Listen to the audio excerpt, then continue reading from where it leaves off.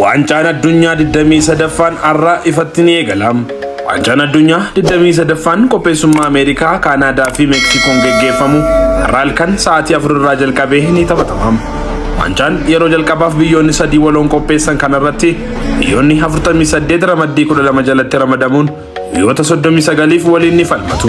Taphattoonni 1248 tapha kanarratti hirmaachuunis filatamaniiru. Taphattoonni 176 taphoota Pirimeer Liigii Ingilaand keessaa taphataa jiran yoo ta'u, Bundesliigaa Jarmaniin taphattoota 101 filachiisuun sadarkaa lammaffaarratti yoo argamu, akkasumas taphattoota Laa Liigaa Ispeeniin 81 fi Liigiin Faransaay immoo taphattoota 79 filachiisuun sadarkaa sadaffaa fi afuraffaarratti argamu. Sadarkaa kilabaatti ammoo Manchester Cityin taphattoota 19 filachiisuun adda duree yoo ta'u, Bayern Munichiin ammoo taphattoota 18 hirmaachisuun sadarkaa lammaffaarratti argama.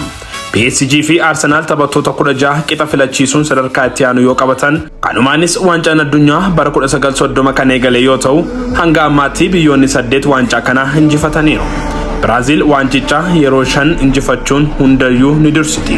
Jarmanii fi Xaaliyaaniin ammoo yeroo 4 shaampiyoonaa ta'uun Biraazilitti ni aanu. Taphoota waancaa addunyaa bara 2026 guutummaatti haqa qabeessaa fi dogoggorarraa bilisa gochuuf kubbaan teekinooloojii ammayyaan guutummaan guutuutti humna baatiriin hojjetu dhimmarra ni oolas jedhamee eegama. Deeggartoonni biyya kamiyyuu meeshaalee pilaastikaa qabatanii akka hin seennes waldaan federeeshinii kubbaa miilaa idil-addunyaa dhorkeera.